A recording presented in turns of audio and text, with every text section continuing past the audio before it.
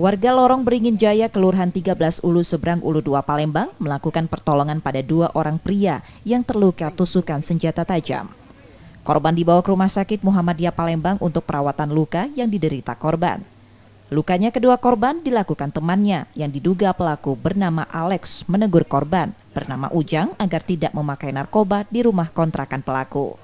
Korban yang marah diingatkan melawan dan terjadi perkelahian antara pelaku dan korban. Saat itulah pelaku menusuk korban.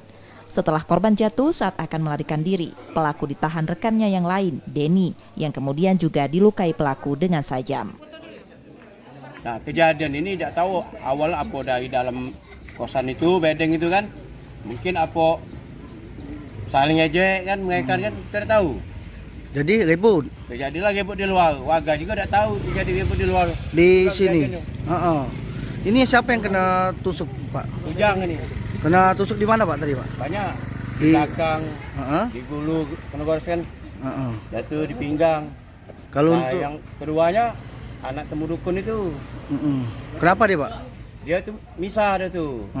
Misah dia tuh kadang dia lari kan. Kena tusuk juga? Kena tusuk juga itu. Oh, jadi 2 korban juga? Dua korban. Tidak tahu jelas. Pertama aku tegak sama kakakku di luar. Masuk sebentar aku, tiba-tiba aku dengar tidak tahu bunyi apa. Motor si Alek tuh campak, kakak aku lah sudah kena tujak. Posisi Alek lah megang garpu. Garpu tuh. Kakak kita nak misa apa mana? Kakak aku tuh denger dari cerita kakak aku tuh, dia tuh nak nangkep si Alek tadi habis nganis Ujang. Laju ikut ditusuk juga gitu. Melo ditujak juga.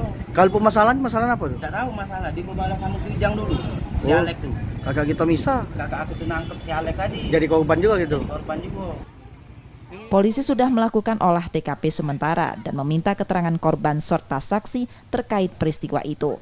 Identitas pelaku juga sudah diketahui polisi yang melakukan pengejaran.